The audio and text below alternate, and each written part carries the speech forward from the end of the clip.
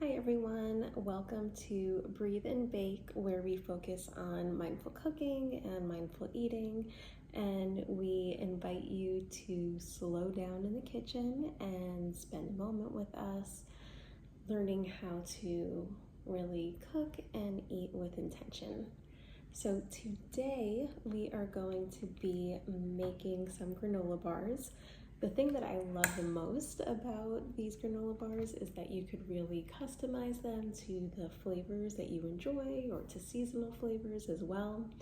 I'm going to be making mine with white chocolate, pistachios, and orange zest, which is a flavor combination that I really love and I feel like is just like vibrant with the oranges and really sweet with the white chocolate, and pistachio is one of my favorite flavors. So these have a lot of flavors in them that I enjoy, but you can feel free to customize them the way that you like. First off, we are going to toast our oats a bit. I have roasted unsalted pistachios. If my pistachios were not roasted, I would also throw them on this baking sheet and roast them at the same time. So we're going to start off with 2 cups of rolled oats. Something important to keep in mind when you're focused on mindful cooking is making sure that you have all the ingredients you need already on the counter for you. You all can't see what's going on over there, but I have everything that I need for today ready and waiting for me. All my measuring cups, my cutting board, my ingredients, so you'll see me pull stuff from over there and bring it in front of the camera.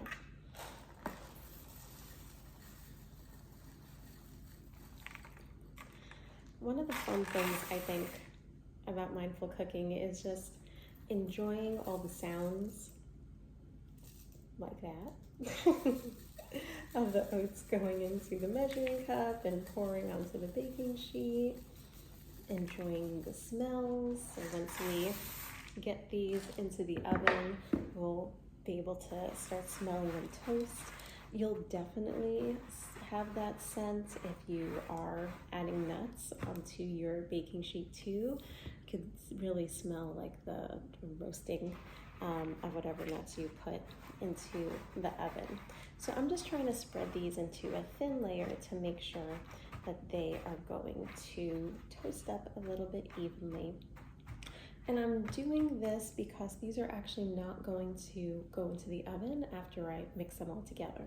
So we're going to kind of cook our wet ingredients on the stove, and then we're going to combine everything in the bowl, put it in a baking pan, and actually just let it set up for a couple of hours in the fridge and then slice it up. So this is also a really good recipe if you want some kids to help you with it too. There's a lot here that they would be able to do and join you in the kitchen. So I'm going to go ahead and pop these in the oven for 8 minutes. So while those are toasting up, let's get our wet ingredients into our small saucepan. We don't need a whole lot of room. All right. So here I have half a cup of honey. I like using organic raw honey, but you could use whatever works for you. And I'm going to add 1/4 of a cup of maple syrup. You could do one or the other. I like just a flavor combination of both the honey and the maple syrup. If you have one or the other, you could do 3/4 of a cup of honey or 3/4 of a cup of maple syrup, and that will work out beautifully as well.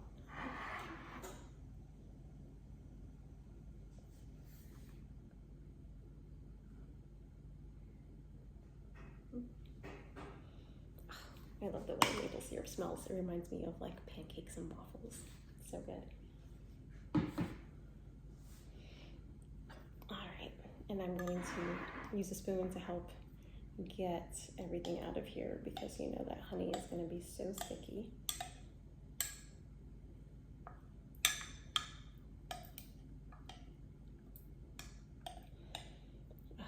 I actually smell like the honey smells so much stronger than the maple syrup.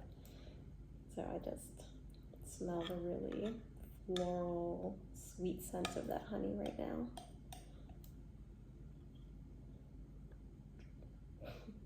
And then to that, we are going to add a half a teaspoon of kosher salt. So this will help give us a bit of a balance of flavors.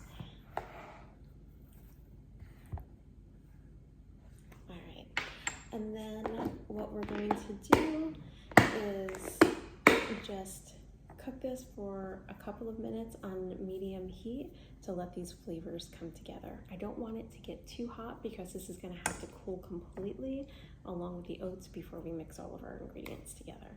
So that did not take long at all. I just had it on there for a minute or two. Sometimes if you do buy raw honey, it could like separate and get a little granulated. And so heating it up helps to break those down into a liquid again and to combine with that maple syrup. Oh, it smells too sweet. If you sniff it, do not touch the pan with your face. Be careful. So I'm going to transfer that to our mixing bowl over here and set it aside to cool while we prepare our mixings.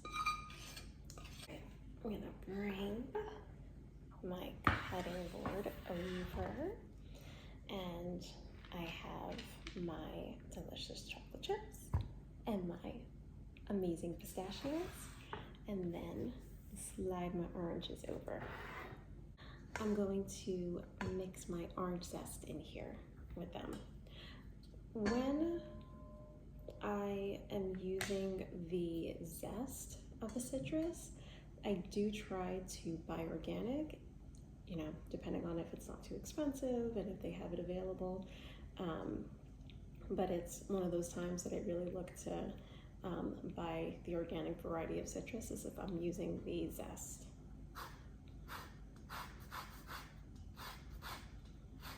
So you're just gonna go around, not go too deep. You don't want to keep going over the same part because then you'll get some bitter parts of the orange. You don't want to keep on zesting there. You want really the outside. Oh my goodness, it smells so good. I love the way any kind of citrus zest smells. It really like perfumes the air. It smells so good.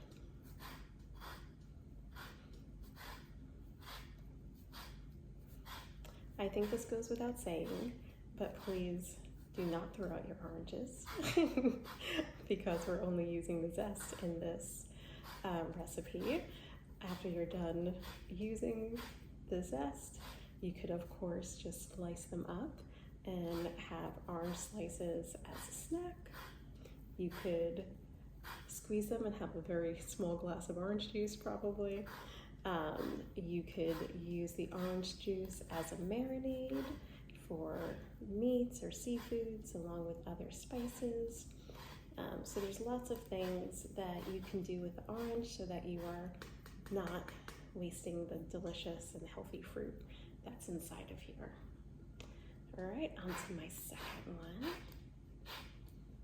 Something I love about being in the kitchen, and it's not always, I don't always have it completely quiet in the kitchen. Sometimes there are kids helping me, so it is much louder. Sometimes I have music on, depending on what I'm doing and how long I'm cooking. That usually helps for longer cooking kind of sprees, if it's holidays I'm cooking for, or meal prepping for the week. But when it's quiet, I love hearing all of like the rhythms of the kitchen. The sound of the orange going across the zester, the sounds of chopping, all of those things. It smells so good. I'm gonna set that aside. I am touching the bottom of the bowl and to see how hot it is, and it's actually doing really well in terms of cooling off. So you may have guessed this, but one of the reasons why we need the other ingredients to be cool is because we are adding chocolate, and if we add chocolate to hot ingredients, then it's going to melt, and so we won't have the little chunks of chocolate that we want throughout all these granola bars. Even though chocolate chips are relatively small, I still want to chop them up a little bit more finely.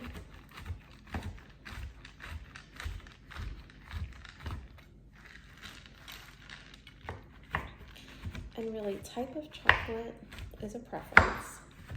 I do really enjoy white chocolate in these. I also would enjoy dark chocolate in these too. Dark chocolate and orange are another one of my favorite combinations. I could just melt dark chocolate and put orange zest on top and let that set up as like a just orange chocolate bark and be completely happy enjoying that, because it is just a beautiful flavor combination. But it's really up to you. I know some people like milk chocolate. I'm not as much of a fan of milk chocolate. Dark chocolate is my favorite. But in these, white chocolate is also quite yummy. But whatever you prefer, and like I said, whatever mix-ins you prefer as well. You could just keep similar ratios. I'm doing 1 cup of chocolate chips. My cutting board's running away from me. And 1 cup of pistachios. So take that 2 cup total and do what you want with it. You could do different dried fruits, you could do different kinds of nuts, whatever appeals to you and your family, whatever's in season, enjoy that. Whatever's local. Usually when you go with seasonal local ingredients, that's what's going to taste the best. We're gonna bring our bowl back over and dump these white chocolate chips in.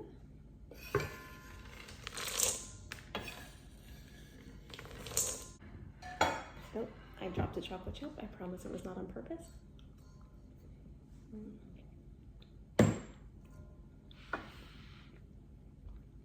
White chocolate chips are just so sweet and so creamy. You may know that technically it does not have any cocoa powder in it. It just has the cocoa butter. I have a couple of people in my family that can't eat chocolate because it causes headaches or other issues, but they could eat white chocolate. So sometimes that's another reason why I use white chocolate, so that everyone in my family can eat it. All right, I'm going to also chop up these roasted unsalted pistachios a bit.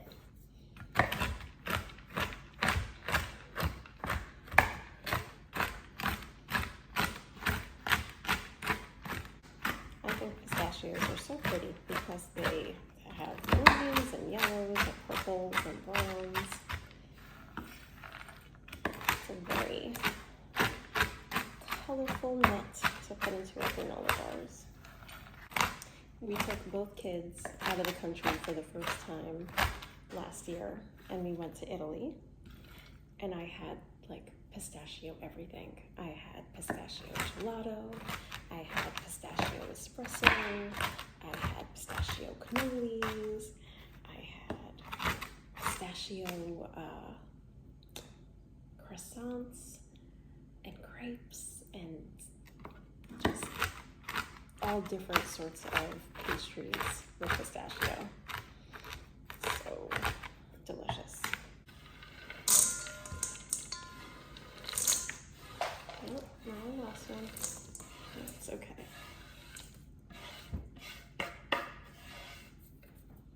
All right.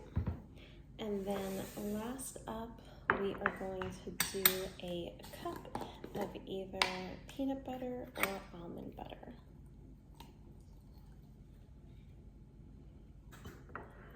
If you want to, you could actually also throw this into the little pot of maple syrup and honey that we did earlier, and it will help it to be a little bit easier to spread throughout the mixture. But again, you're gonna have to let it cool, so it's not gonna be as liquidy as it will be initially. So completely up to you.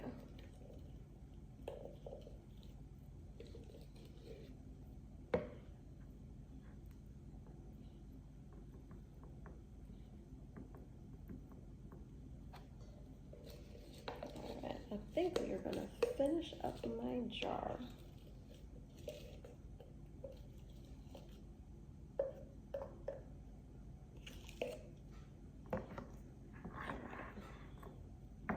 And then this peanut butter is gonna also help to hold our granola bars together. It's gonna give another different kind of nuttiness to our granola bars. So it'll serve kind of multiple purposes in there. All right, we are going to, once again, use this one to get all of this out. It will need some help.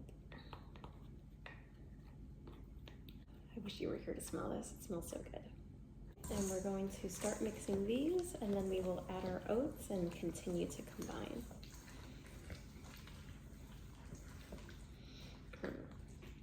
I'm actually gonna switch utensils for a wooden spoon that is more sturdy, and I think will do the job a bit better. All right. Oh yes, that is much better.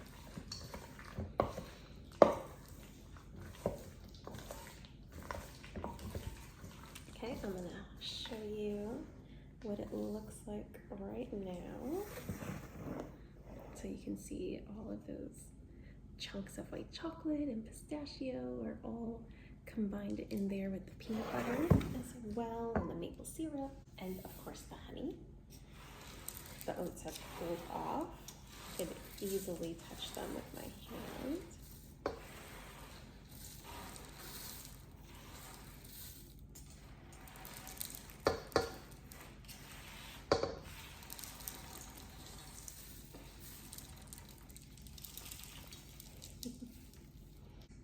Let's go ahead and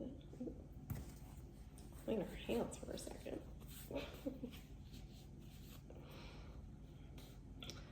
Just because you are being mindful in the kitchen doesn't necessarily mean that you are being completely neat. At least I have not learned that skill yet. I am not the neatest person in the kitchen, but I enjoy it and I have fun. And being in the kitchen to me is very calming. It's very grounding. I find that I feel, unless I'm pressed for time for some reason, I feel the least amount of stress when I am in the kitchen and just hanging out with my granola or whatever dinner or dessert that I am making.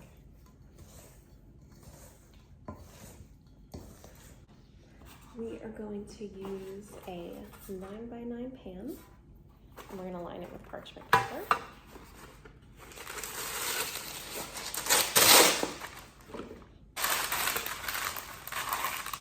And this will help to make sure that you can get it out later. So you'll be able to pick up the parchment and get it out of your bowl. Okay.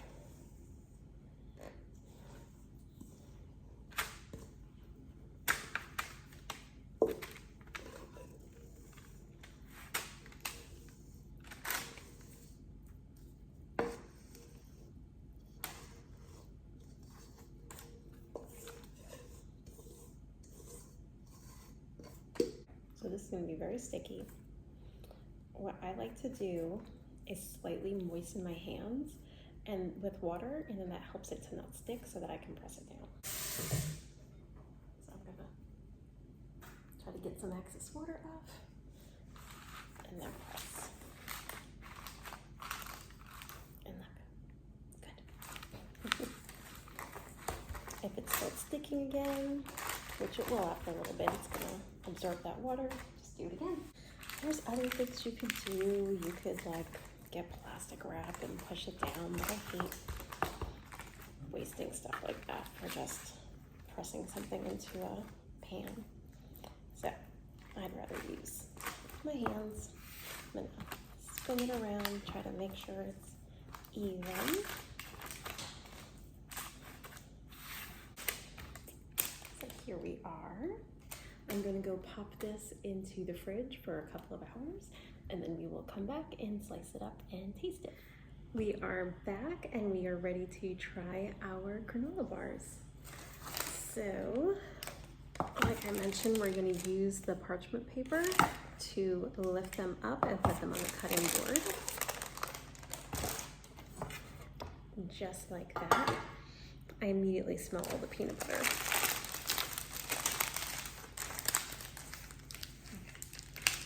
So I like cutting these into 16 even squares, so I'm gonna do middle, middle, and then quarter it.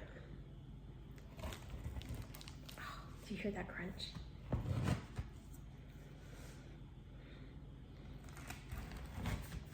Oh, I hope you do. Okay, then I'm gonna go ahead and do it this way. And this way. So these are granola squares. You could turn them into bar shape if you want to, but for me to get them nice and even, I like doing squares.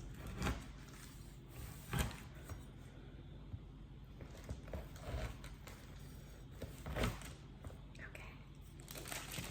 So excited. Okay. So here is our granola square. You can see the oats, you can see the pistachios, you can see the white chocolate chips. If you look very closely, you could see some orange flakes from the orange zest as well. Oh, it smells so good. Like I said, the strongest smell I have is peanut butter. Oh, but I smell that honey in there too, actually. Smells so good.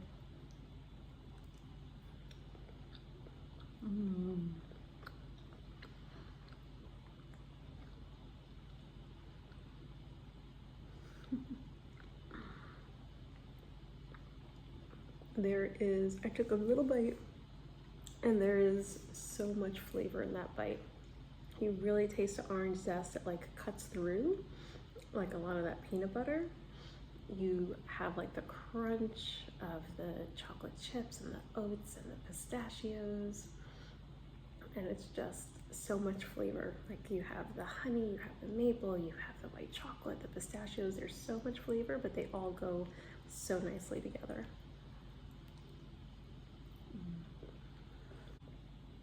These are so delicious. I really hope that you try them. I would recommend, just so they keep their setup, to keep them in the fridge, and then you could just take a little square when you're wanting a snack. I hope you enjoy and come back soon. Take care.